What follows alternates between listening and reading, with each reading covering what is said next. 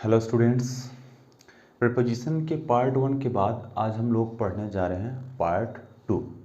इसको भी हम एग्ज़ाम के पॉइंट ऑफ व्यू से देखेंगे, न कि रूल रेगुलेशंस के माध्यम से। हालांकि जो भी रूल इनमें लग रहे हैं वो हम डिस्कस जरूर करते जाएंगे, जैसा कि हमने पार्ट फर्स्ट में किया। तो आइए देखते हैं। पार्ट 2 में पहला हमने सेंटेंस लिया है, और इससे पहले मैं आपको रिमाइंड करा दूं कि प्रीपोजिशन जो है वो एक ऐसा वर्ड होता है जो दो नाउन या दो प्रोनाउन के बीच में, अथवा एक नाउन या एक प्रोनाउन के बीच में संबंध को स्थापित करता है, दर्शाता है। ठीक है, पहला एग्जांपल देखते हैं। कह रहा है कि it rains dot dot dot winter here, मतलब कि यहाँ विंटर में बारिश होती है। अब ध्यान दीजिए, जब कभी हम मौसम, विंटर क्या है, एक सीजन का नाम है। क्या है ये? एक सीजन है।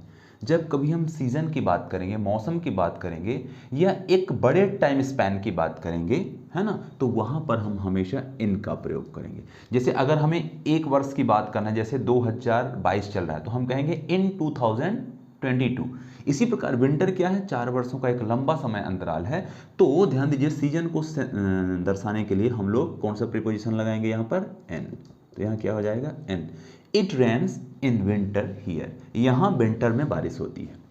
ठीक है, आई होप कि समझ गए होंगे। सीजन को दर्शाया जा रहा है, एक मौसम है, मौसम के लिए हम क्या लगाएंगे? इन, है ना।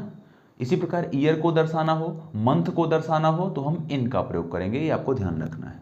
अगर यहाँ लिखा होता कि इट रेन्स इन अक्टूबर, अक्टूबर यहाँ लिखा होता था, अक्टूबर भी एक क्या है? माह है, जो एक 30 दिन के समय को दर्शाता है, वहाँ भी हम इन का प्रयोग करते। तो यानी मौसम हो, मंथ हो, या फिर ईयर हो, वहाँ पर हम क्या लगाएंगे? इन का प्रयोग। और आप तो जानते ही होंगे कि I am get up early in the morning, in the evening, तो इन का प्रयोग वहाँ भी मॉर्निंग इवनिंग को भी दर्शाने के लिए। अब ध्यान दीजिए, अगला सेकेंड वन कह रहा है कि he is junior dot dot dot मी। इससे पहले मैंने आपको एक प्रीफर का एग्जांपल दिया था, जिसमें मैंने आपको बताया था कि सीनियर हो, जूनियर हो, प्रीफर हो, इंटीरियर हो, एक्सटीरियर हो, वगैरह वगैरह। तो हम वहां पर तुलना करने के लिए देन ही लगाते, बाकी हो तो हम देन लगाते हैं। जैसे he is poor than me, वह मेरे से ज्यादा गरीब है। तो पुअर क्या है? पुअर के तीनों डिग्री होती हैं, तीनों। कौन कौन सी? Positive, comparative, superlative. लेकिन ऐसी डिग्री जिनका सिर्फ एक ही फॉर्म होता है, कौन सी? Comparative degree. तो जो कंपैरेटिव डिग्री सिर्फ जिनका होता है, उनके साथ कंपेयर करने के लिए देन की बजाय हम क्या लगाते हैं? टू का प्रयोग करते हैं। यहां क्या हो जाएगा? Junior to me, senior to me, anterior to this wall, this that wall. ठीक है। He is afraid dot dot dot dog. जब आप अफ्रेड की बात करेंगे, AFRAID, अफ्रेड का मतलब होता है भय। ठीक है, तो अफ्रेड के साथ हमेशा ऑफ लगता है। जैसे मैंने आपको बताया था, वेट के साथ फार ही लगेगा, ये फिक्स है। वेट के साथ फार, एग्री है तो एग्री के साथ विथ लगेगा। इसी प्रकार अफ्रेड के साथ क्या फिक्स है? ऑफ। तो क्या हो जाएगा? ही इज अफ्रेड ऑफ डॉग, वह कुत्तों से भयभीत है। ध्यान रखिएगा, अफ्रेड है, भय है, तो हम ऑफ का प्रयोग करेंगे। कोई अगर डेड है, मतलब मर गया बीमारी से, तो वहां भी हम ऑफ का यूज करते हैं, ये ध्यान रखना है। अगला है, कह रहा है Dev is good dot dot dot English. इसको अच्छे समझना है। यहां पर देखिए, Dev is good English. English क्या है? एक लैंग्वेज है, LANG, एक लैंग्वेज है। जब लैंग्वेज की बात करेंगे तो इन का प्रयोग करेंगे, मतलब देव इज गुड इन इंग्लिश।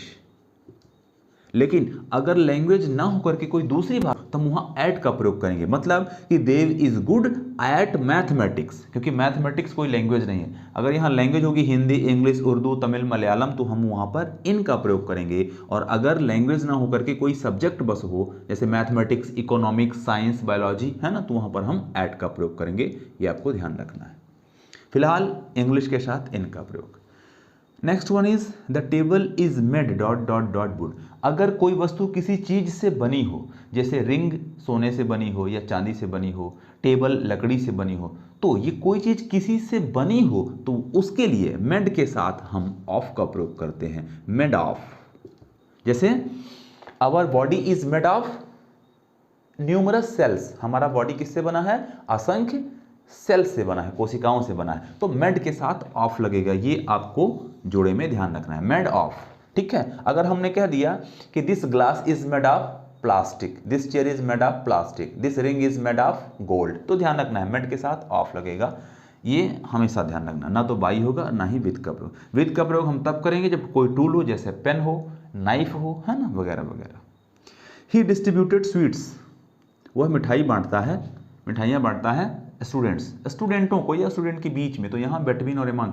ध्यान दीजिए अगर दो की बात करें, लास्ट एग्जांपल हमने टू का लिया था, टू बॉयज, तो बिटवीन टू बॉयज, लेकिन यहाँ पर कितने स्टूडेंट हैं कंफर्म नहीं है, लेकिन एस लगा है, इसका मतलब है तो प्लूरल, एक से ज़्यादा ही हैं, तो हम यहाँ एमंग का प्रयोग करेंगे। तो क्या हो जाएगा, ही डिस्ट्रीब्यूटेड स्वीट्स एमंग स्टूडेंट्स या एमंग दी स्टूडेंट्स। आप चाहें तो यहाँ एमंग के बाद दी लगा सकते हैं, एमंग दी स्टूडेंट्स। ठीक है, एक से मतलब दो से अधिक हो, दो से अधिक का बोध हो तो एमंग, अगर लग रहा हो कि सिर्फ दो ही हैं तो हम बिटवीन का यूज़ करेंगे। और दो के सेंस में ध्यान दीजिए कुछ शब्द होते हैं जैसे बोथ, बोथ है तो दो का बोध कराएगा, बोथ का मतलब दोनों। ठीक है, इसी प्रकार डुअल है, डुअल का भी मतलब दो के बीच की बात हो रही है, तो वहाँ बिटवीन का यूज़ किया जाएगा। इसी प्रकार टू लिखा है ऑलरेडी, तब तो कोई दिक्कत नहीं है। ट्वाइस लिखा है तो ट्वाइस भी दोबारा या दो बार की बात करता है। ये कुछ ऐसे शब्द हैं जो दो का बोध कराते हैं, तो वहाँ पर बिटवीन लगेगा। और यहाँ क्योंकि दो का बोध नहीं हो रहा है लेकिन संख्या में ज़्यादा है, इसलिए एमंग का प्रयोग। नेक्स्ट वन इस कह रहा है कि the poster was dot dot dot the wall.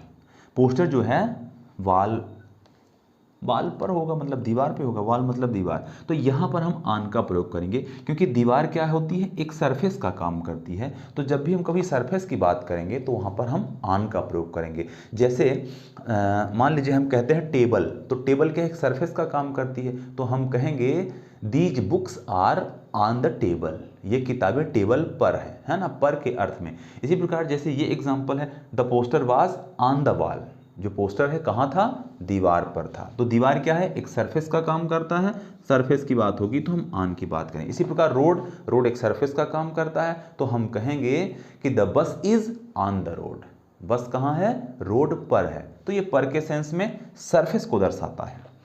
ठीक है, इसी प्रकार एक एग्जाम्पल बहुत पॉपुलर है, आपने पढ़ा होगा, Humpty Dumpty sat on the wall, ये एक पोयम भी है, तो सैट ऑन द वॉल ध्यान रखना।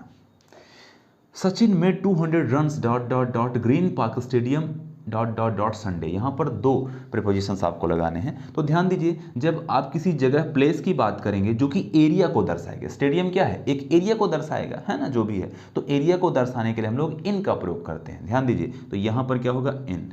जैसे आप सीधी की बात करें तो आई लिव इन सीधी, क्योंकि सीधी क्या है, एक एरिया को दर्शाएगा। आप कहेंगे कि आई लिव इन एमपी, तो एमपी भी एरिया है, इनका प्रयोग। आई लिव इन इंडिया, तो इंडिया भी एक बड़ा प्लेस है, एक ये भी एक एरिया को दर्शाता है ना, तो वहाँ भी इनका प्रयोग। ठीक है, और एग्जैक्ट प्लेस हो तो एट का प्रयोग करेंगे, कि जैसे I live at state bank of India. State bank of India एक फिक्स जगह है, वह कोई मतलब एक ऐसी जगह नहीं है जो एरिया को दर्शाए, वो फिक्स जगह है, फिक्स होगा तो एट लग जाएगा। ठीक है, लेकिन ग्रीन पार्क स्टेडियम में 200 रन बनाया, मतलब इनका प्रयोग होगा यहाँ पर, क्योंकि स्टेडियम क्या है, एक एरिया को दर्शाता है।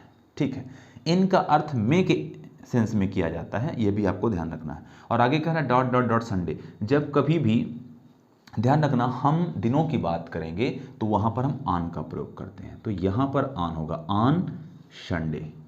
ठीक है, तो इसमें अगर दिनांक हो, डेट हो और डे हो, डे एंड डेट, तो हम ऑन लगाएंगे, ध्यान रखना। ठीक है, डेट और डे दो चीज़ें हो तो हम ऑन का प्रयोग करेंगे, सरफेस हो तो हम ऑन का प्रयोग करेंगे, लेकिन अगर एरिया को दर्शाया जा रहा हो तो हम इन का प्रयोग करेंगे, चाहे वो स्टेडियम हो, चाहे सीधी हो, चाहे एमपी हो, चाहे इंडिया हो, चाहे एशिया महाद्वीप हो। ठीक है, जो दुनिया का सबसे बड़ा महाद्वीप है।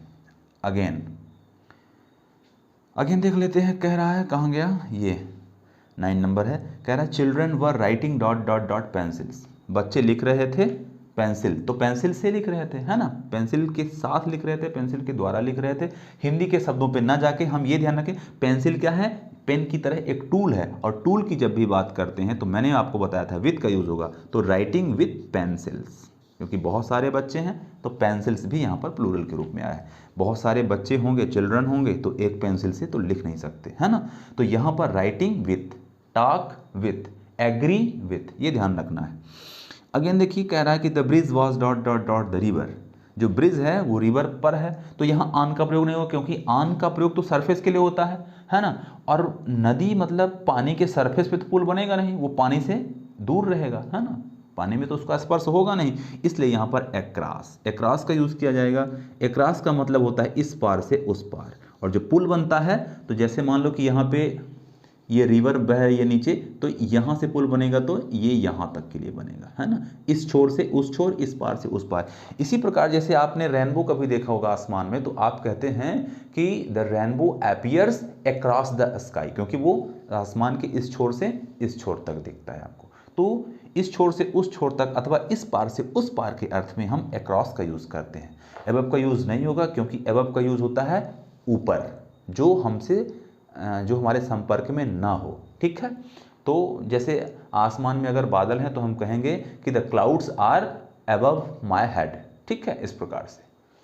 तो इस प्रकार से आपने समझा होगा प्रीपोजिशन का पार्ट 2। यहाँ भी बहुत ही इंपॉर्टेंट हमने एग्जांपल्स लिए हैं। इन का प्रयोग हो गया, टू का प्रयोग, ऑफ का प्रयोग, है ना, इसके अलावा ऑन का प्रयोग, अमंग का प्रयोग हो गया, साथ ही साथ हमने अक्रॉस का भी यूज़ कर दिया है यहाँ पर। तो ढेर सारे एग्जाम्पल्स हमने आपको लिए हैं।